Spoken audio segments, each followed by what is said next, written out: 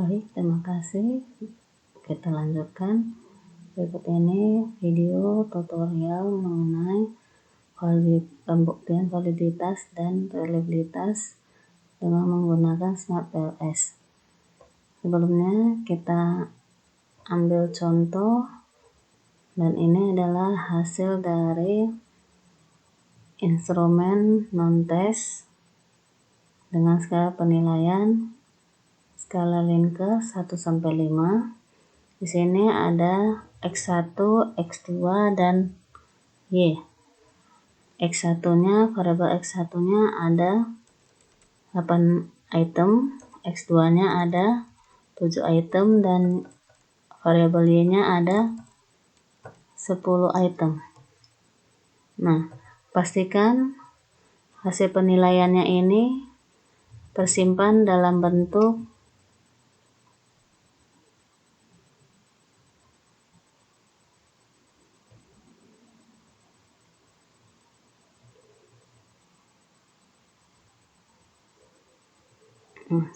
CSV atau koma delimited, ya. Kemudian setelah itu kita buka program atau aplikasi SmartPLS. Nah, sudah terbuka lembar kerja dari SmartPLS. Kita buat proyek baru. Nah, contoh kita buat latihan SmartPLS. Kita oke kan. Kemudian kita double klik dua kali untuk mengimpor data. Nah, kita ambil filenya yang tadi telah tersimpan dalam bentuk CSV. Kita klik OK.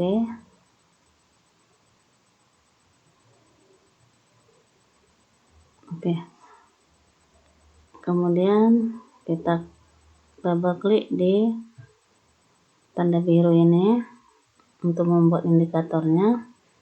Nah, kita blok X1, semua variabel X1.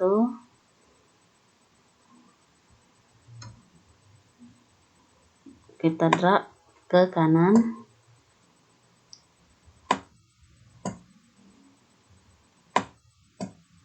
Kita rapikan. Kemudian kita drag kembali variabel X2.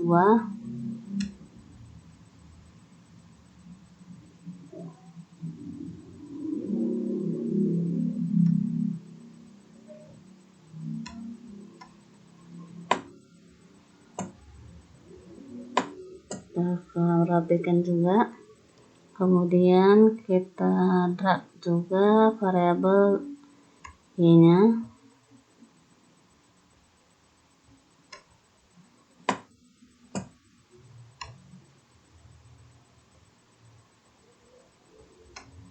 Oke, kita drag ke kanan. Bisa kita atur posisinya. Nah, kemudian kita beri nama untuk variabel 1, ubah nama. Kita buat namanya variabel dari contohnya bahan ajar berbasis Canva. Kita klik OK. Kemudian untuk variabel laten 2-nya juga kita bisa ubah nama. Sebagai contoh untuk variabel laten 2 yaitu media belajar berbasis Canva.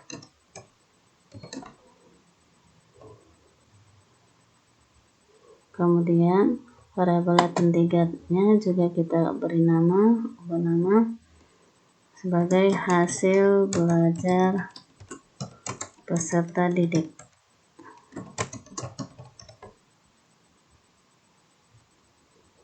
Nah, setelah itu kita klik menghubungkan, kita hubungkan antara variabel 1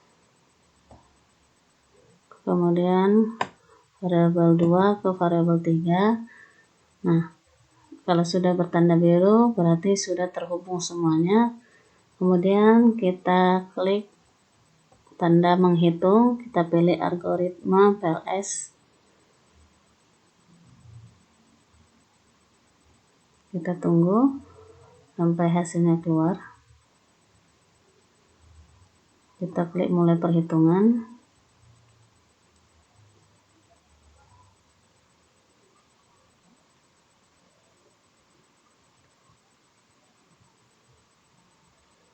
Oke. Kita untuk melihat hasilnya, kita bisa klik laporan atau reportnya. Nah, ini dia. Di sini adalah bagian dari outer dan inner model. Nah, kita pahami sebentar.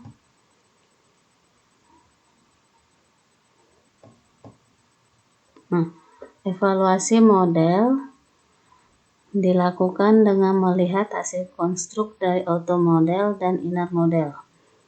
Untuk membacanya, maka hasilnya dapat dilihat dari report PLS algoritma pada software Smart PLS. Nah, di bagian outer model, pembuktian validitas dapat dilakukan dengan melihat validitas konvergennya dan validitas diskriminannya. Di mana validitas konvergennya bisa kita lihat dari nilai loading faktornya, kemudian dari nilai AV-nya atau average variance expected. Dan kemudian untuk validitas diskriminannya dapat kita lihat dari nilai Fornal-Laker criterion dan dari nilai cross-loading. Nah, untuk pembuktian reliabilitasnya dapat kita lihat nanti dari nilai composite reliability-nya. Kemudian dari nilai Cronbach's alpha-nya. Nah, untuk validitas konvergen, nilai loading faktornya harus lebih besar dari 0,7. Baru layak dinyatakan valid secara konvergen. Nah, kita kembali ke Smart PLS. Validitas konvergen dapat dilihat dari nilai loading faktornya. Kita buka, kita lihat outer loading. Nah, ya, nilainya harus lebih besar dari 0,7. Kita lihat tanda hijau berarti sudah lebih dari 0,7. Sedangkan ada variabel X24 ada nilainya kurang dari 0,7. Sehingga ini variabel X24 ini harus kita hapus atau harus kita ganti. Caranya yaitu dengan kita kembali ke indikatornya. X24 kita cari, kemudian kita klik di X24, kemudian klik kanan, kemudian kita klik hapus. Nah, setelah itu ya kita hitung kembali.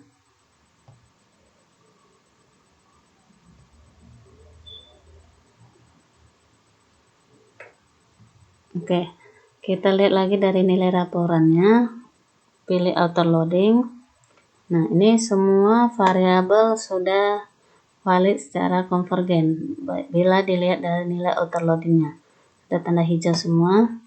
Kemudian yang kedua kita lihat dari nilai average variance expected.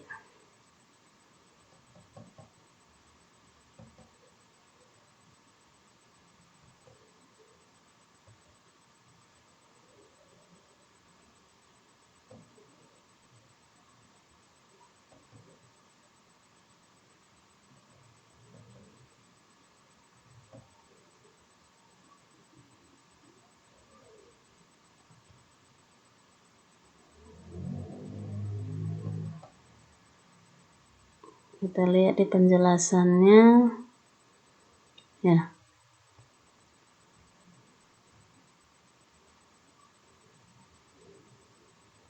Kita kembali ke Smart PLS. Kita lihat di nilai AVE-nya. Nah, kita lihat nilai dari nilai AVE-nya. Bahan ajar memiliki nilai rata-rata 0,774. Hasil belajar 0,765, media belajar 0,725. Sehingga dapat dinyatakan bahwa ketiga variabel ini valid secara konvergen, baik tadi dari sisi outer loadingnya maupun dari sisi AVE-nya. Kemudian selanjutnya kita bisa lihat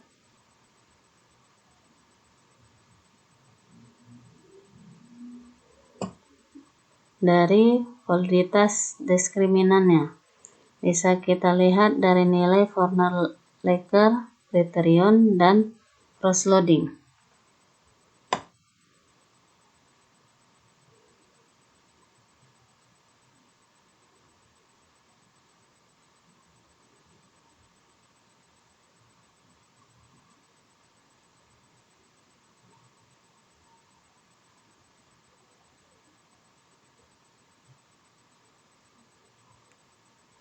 Nah, kita lihat nilainya.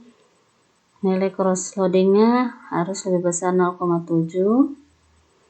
Kemudian nilai HTMT-nya harus kurang dari 0,9.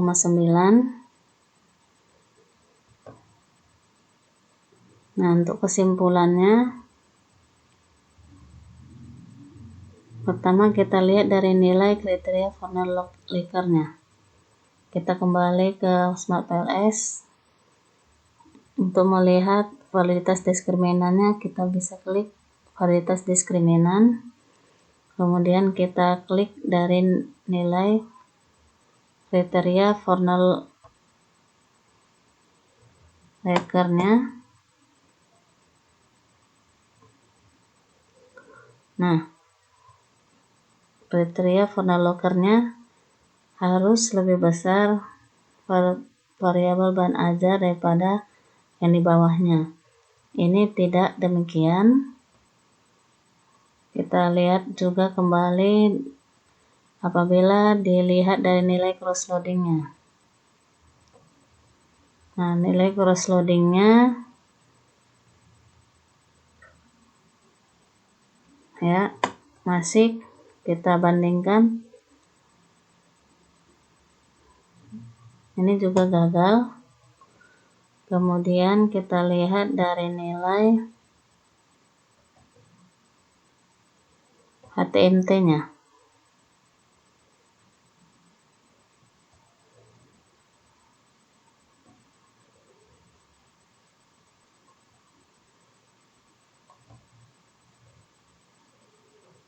Nilai HTMT-nya merah.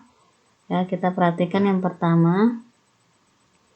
Untuk hasil belajar 0,997 ini dinyatakan tidak valid secara diskriminan karena nilainya lebih besar dari 0,9.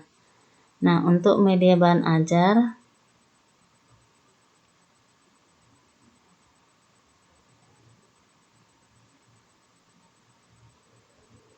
media bahan ajar 1,045.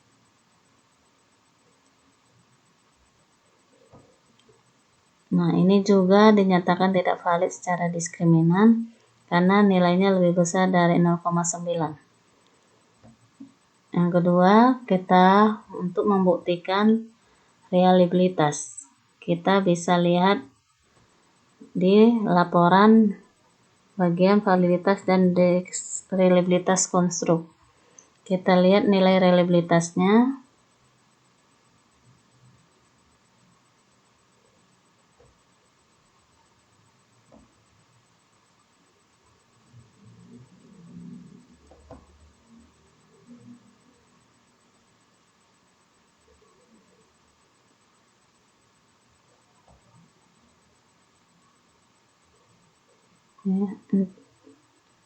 Pembuktian reliabilitas dapat dilihat dari nilai Cronbach alpha-nya.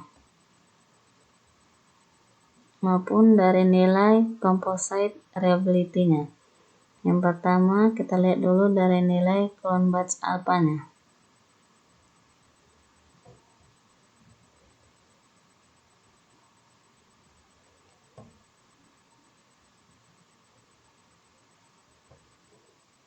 Baiklah, bisa kita lihat reliabilitas konstruknya dari validitas dan reliabilitas konstruk. Dan kita lihat pertama dari nilai Cronbach alpha-nya. Nah, nilainya sudah lebih besar dari, lihat kita lihat ketentuannya udah lebih besar dari 0,7 berdasarkan penelitian secara konfirmatori. Kemudian apabila dilihat dari nilai composite reliability-nya harus lebih besar dari 0,7. Kita lihat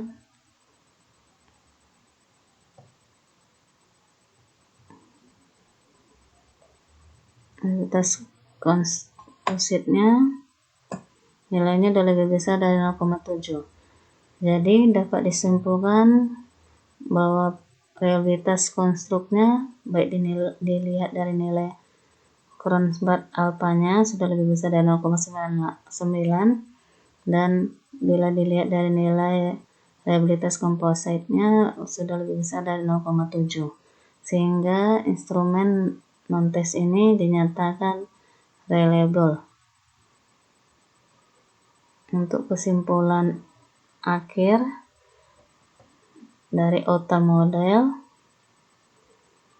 bahwa indikator pada setiap variabel dinyatakan belum mampu digunakan untuk mengukur variabel pada penelitian dikarenakan nilai validitas secara diskriminannya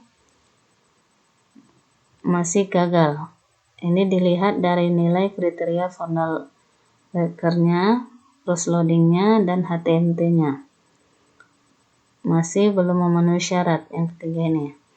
Berikutnya kita lanjut ke inner model. Inner model dapat dilihat dari nilai R-square-nya maupun F-square-nya.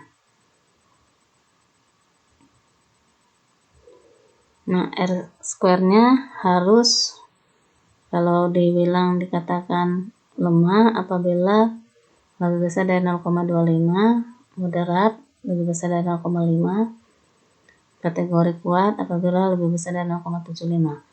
Dan F-square-nya dengan ketentuan kecil apabila lebih besar dari 0,02, moderat apabila lebih besar dari 0,15, dan kategori besar apabila lebih besar dari 0,35. Nilai R-square-nya dapat kita lihat dari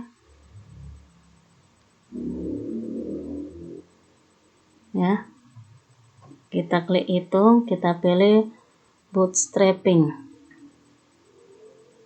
Kemudian kita klik mulai perhitungan. Ini untuk melihat inner modelnya. Kemudian kita pilih laporan. Kita pilih koefisien jalur.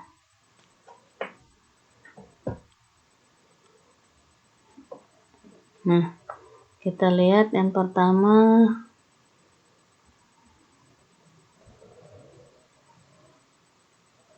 dari nilai R-square-nya.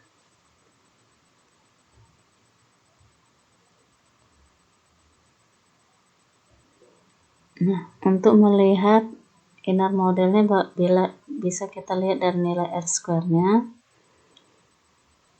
ya, dimana nilai R-square-nya 0,950. Kita simpulkan bahwa ini R-square-nya memiliki kategori kuat karena lebih besar dari 0,75. Kemudian kita lihat dari nilai F-square-nya. F-square-nya kita klik di F-square, kemudian kita lihat nilainya 0,075 dan 0,264. Untuk 0,075 bahan ajar, kita lihat ketentuannya. Nah, memiliki kategori kecil ya.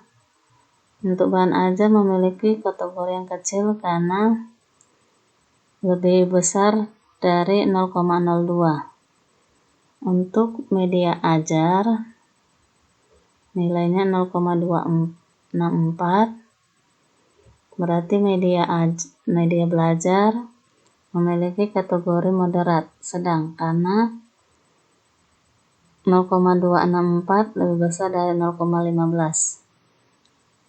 Itu untuk inner model R² dan F². Berikutnya untuk uji hipotesis ya, dapat kita lihat dari nilai p-values-nya.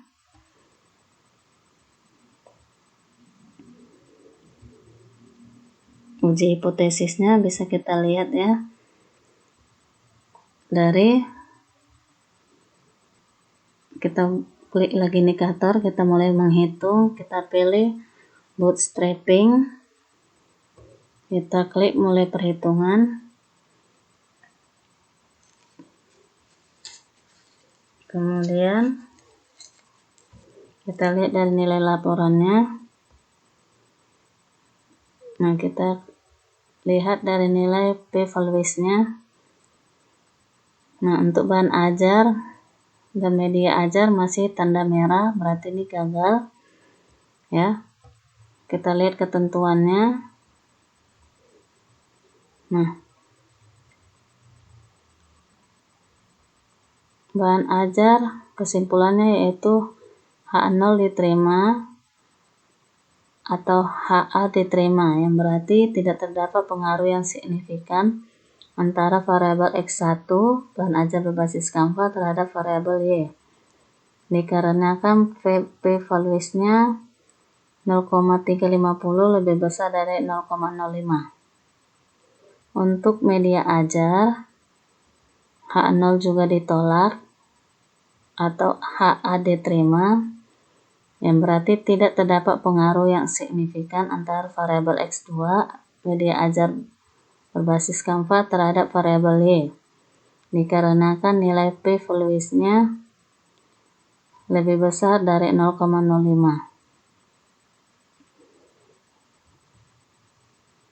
Sekian yang dapat saya sampaikan mengenai pembuktian validitas dan reliabilitas dengan contoh soal instrumen non-tes menggunakan SmartPLS. Terima kasih.